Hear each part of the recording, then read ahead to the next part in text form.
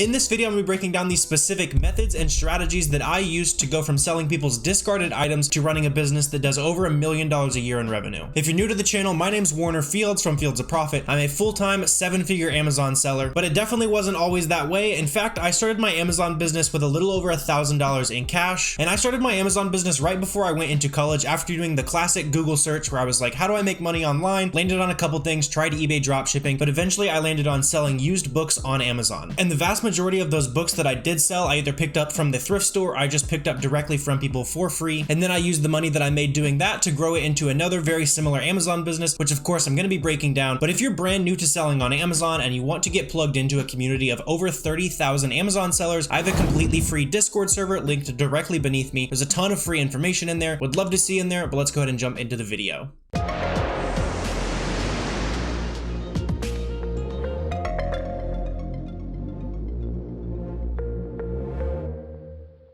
So as I mentioned in the intro, when I was just starting out in college, I knew that I wanted to figure out a way to make income on my own time. I didn't want to have to punch a time clock through college. I know I was going to be really busy with school. You're probably really busy at home. Whether you're a student yourself, you have a full-time job, we're all very busy, right? So I wanted to figure out a way to make money on my own time, and I did not have a ton of money to get started. So if that's you at home and you have a little bit of money to get started, but you're willing to work hard, that's kind of the key to being able to do this business. Is I was definitely willing to work very hard to sell used books on Amazon, but used books are super plentiful. They're everywhere. Most people see them as trash when they're done with them. But for us who want to sell books on Amazon, it's actually a great thing that a lot of people see books as trash, because then it creates opportunity where other people will go and donate their books to thrift stores. And then once those books get to the thrift store, those thrift stores are going to sell those books for $1, maybe $2 each. And a lot of those books can sell for $20, $30, $50, sometimes even hundreds of dollars. I've found up to $300, $400 books just sitting on the shelves at thrift stores. But the way that I started this business was with just a little bit of money and tools. So right off the bat, I needed a Bluetooth scanner. It was like 40 bucks. All I needed that one for was when I come across a book like this one at the store, all I have to do is just go ahead and point it at this barcode back here, scan the book. I've got my copy of $100 million offers. I'm pretty sure everyone, as soon as you put entrepreneur in your Instagram bio, I think they ship you one of these for free, something like that. And the other tool that I used literally every day for this business was this app over here called Scout IQ. And now basically what this app does, as you can see here, I've got this book right here. All you have to do is sync up your phone via Bluetooth connection with that scanner. And then once you do that, you're going to go ahead and hover over the barcode. You're going to be using a Bluetooth scanner because it's way more efficient. It's going to save you a ton of time. It's definitely worth the 40 bucks. But once we go ahead and scan the item, you can see right over here, it looks like we're going to be able to make about $11.34 whenever we sell this book. We can see a ton of information about this item. On the right column, we have the new offers. You can see it's selling in new condition for about $24.50. Over on the left column, we have all the used offers. So that's going to be our competition. You can see the lowest used price here is at $22.22. So after all our fees and everything like that, we're going to be making $13.06. But something that's really nice about this app that I also like is we can go ahead and go in here and adjust our buy cost. So we're probably not going to be out at a thrift store where everything's free. So we'll go ahead and bump up this buy cost to $1. That's what usually I was paying. You know, some parts of the country you'll be paying $2, maybe $2.50, but there's still going to be plenty of opportunity for you. So we can go ahead and bump that up to $1. Now it's going to automatically bake into our profit. So now it knows we're going to make $12.06. And another thing I really like about this app is anytime you scan this item, and you can see we've got the green accept bar up at the top up there. Anytime you get that accept bar, it's going to make a little bit of a chime. And that little chime is going to let you know that you did find a book that meets your profit standards. And something I really liked about this business is, like I said, when I was in college, I just wanted to go out, listen to music, listen to podcasts, whatever, just be able to put my head down and work. And so I would go out to the thrift stores with my Bluetooth scanner, with my app, put some headphones in, and I didn't even have to hold the phone in my hands because I was just listening for that little chime. Eventually that chime will get you a nice little rush of dopamine. But once I was out there, I was scanning those books, I was just listening to podcasts, listening for that chime. I would make a pile of the books that were green, go ahead and check those out. And really, I would just repeat this system 2 or 3 times a week and hit pretty much every thrift store in my entire local area. Took me a couple hours a day.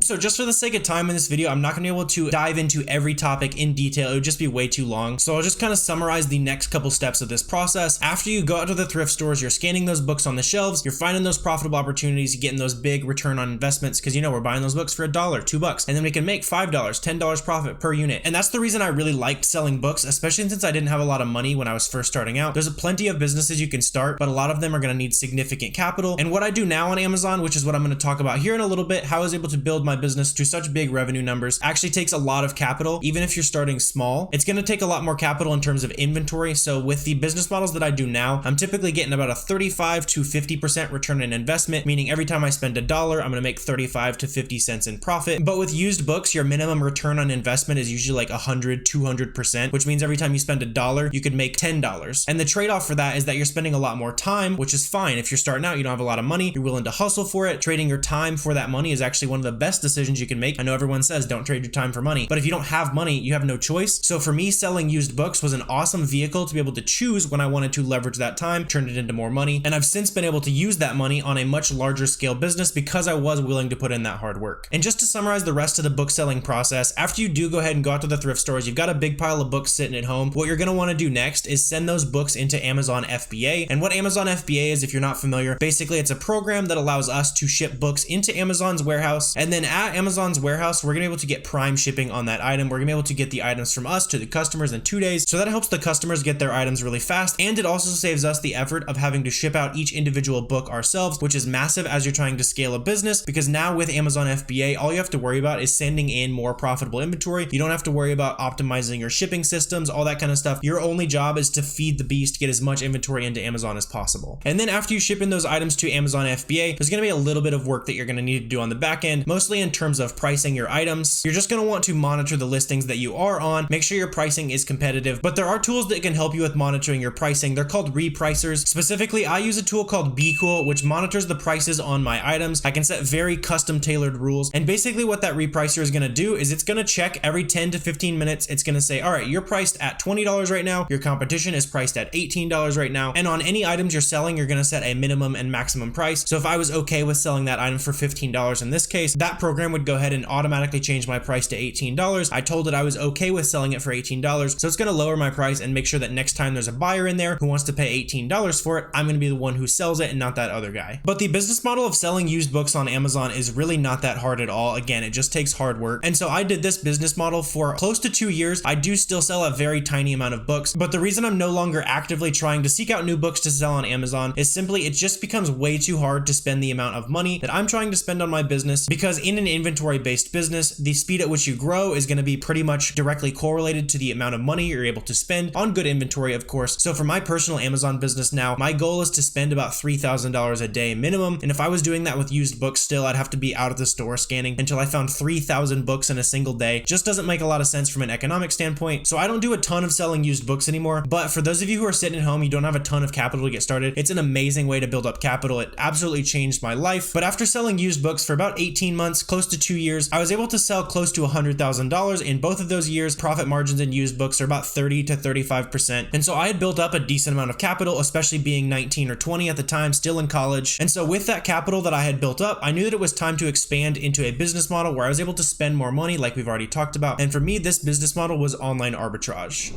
And so just to explain how this business model works, this online arbitrage business model, I went ahead and pulled up this example product right here. So you can see on Amazon, this item is selling for $20.50. We can see that this item is selling about 100 times a month. But over here on Walgreens, we've got this very same item. It's got the same color, all that kind of stuff. This very same item is selling for $9.49. Plus right now, it looks like there's actually a buy one, get one 50% off sale. Also, there's a 15% off code. So really this item is somewhere around like 37, 35% off, doing my math there correctly. So this item is going for about $7 when we're buying it on Walgreens after all our taxes, all that kind of stuff. Just want to be extra conservative when we're making sure we're going to actually make money on these items. So you can see this item, we're going to be able to pay $7 for it. We're going to be able to sell it for $20.50. Looks like there's some competitors on here who are selling it for $19. So we can be extra conservative again, even though right now this item is selling for $20.50. That means we're going to make $6.57 every time. More conservatively, we're going to make $5.30 every time this item sells.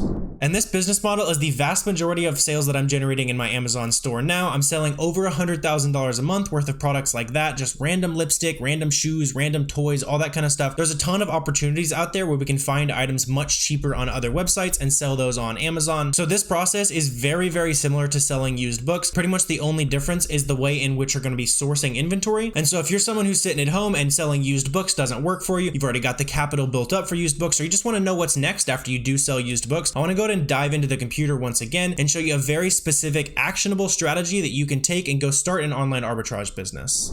So as we already identified, this product is a good arbitrage opportunity for us. So you can literally do the same thing, start from this exact same product. But something we know about this item now is that we can buy this item from a website like Walgreens, go sell this on our own Amazon store and actually make a profit. So what this tells me is there's going to be other people who are already selling this listing who are going to be doing the exact same thing. And so if they're doing that exact same thing on this one listing, it's very, very likely that they're going to be doing the exact same thing on a bunch of their other listings. So we want to see if we can figure out where they're buying other inventory from. So let's go ahead and jump into one of these storefronts over here and I'll show you what I mean. So I'm clicking on this guy right here because he has 71 feedback, which isn't like thousands of ratings. If you ever see thousands of ratings, they're probably doing wholesale or something at massive volume where it's going to be really difficult to compete on pricing. But this guy right here, probably been at it for a little bit. They're not really quite an expert yet. So we can just dive into their storefront. With SellerAmp, we can see a ton of information about these items. This over here is the Keep a chart. This shows us a ton of past historical information about the item, helps us make a better buying decision. And then this over here shows us a ton more information about the item. So we can see this item's currently selling for $15.50. We need to have to buy this item for $3.23 for it to be profitable for us, for it to meet our profit standards. In this case, there's no way we're buying that for $3.27. So we would just keep on scrolling through here. And the reason I really like having this tool versus doing this with no software is because we're gonna be able to get through these items way faster. So right over here, we can see orange on this Keep a chart. That means Amazon is on it. Amazon doesn't share sales with us as third-party sellers. So all these things help us make much smarter decisions, much faster decisions when we're looking for inventory. Again, we've got Amazon on this one. Amazon's on this one as well. So we can just go ahead and keep ripping on through here until we find something where we kind of have a hunch that maybe it could potentially be profitable. So for example, this item right here, it's some kind of 3-pack of toothpaste, something like that. We would need to be able to pay $8.45 for it. So we could be close to something interesting here. So I'm gonna go ahead and click the Google button. This is gonna go ahead and Google this item for me and try to find it on another website. So it looks like we've got this on Walgreens right here. We also have it on Target, but I was noticing that it's $18.79. So we'll go ahead and pull this one up here. I don't see any coupons. I was just looking to see if there was a similar coupon to that other item we were looking at. So I don't think this is gonna be worth checking out. Could be worth adding to a list. Next time this potentially goes on maybe like a buy one, get one free plus a coupon. Like this could be a good opportunity for us, but I'm not really thinking we're gonna be able to find something there. So let's go ahead and keep on going through here. This one could be interesting. Selling for $45. We would need to be able to buy it for $24. So we can go ahead and Google this, see if anyone's selling it. So it looks like we're getting closer to something here. Although this seems to be like the orange flavor. I think we were looking for that specific berry flavor. So why don't I do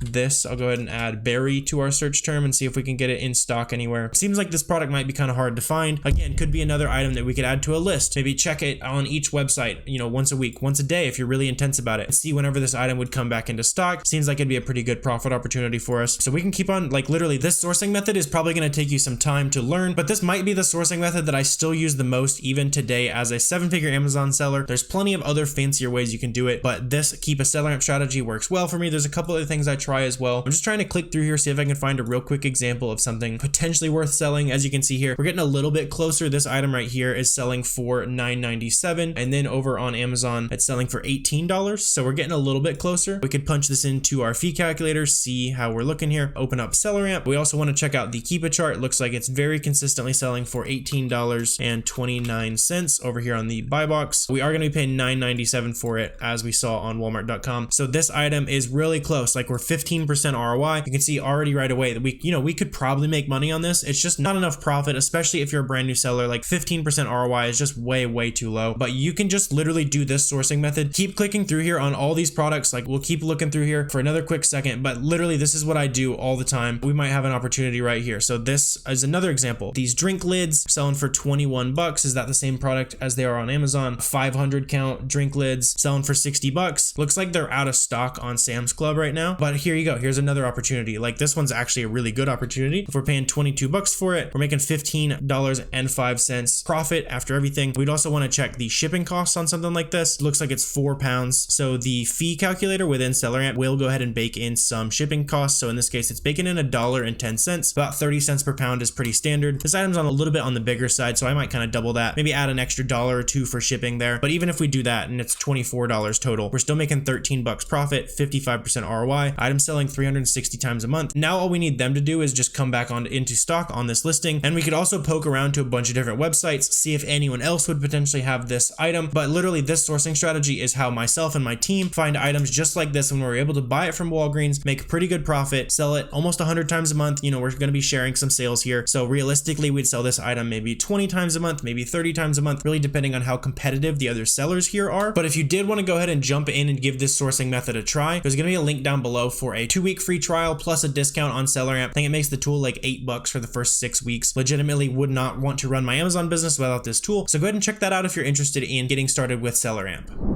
I'm not able to include every single last step in this video. Like I said, it would just be way too long. So the next step in that process, again, we just need to go ahead and ship in that inventory into Amazon, which I do have a video on that process right up here in this corner. If you want to go watch that video, that'll teach you how to ship inventory into Amazon. There's tons of other videos on my channel that'll show you more in depth on this sourcing method where we just jumped in with SellerAmp. There's other sourcing methods that I'll show you on my YouTube channel as well. So if you got value out of this video and want to see more videos just like this one, help my business out and hit that subscribe button down below. If you guys have any questions or comments, I'm always happy to answer those as well down below. But I really appreciate you guys watching, and I will see you next time.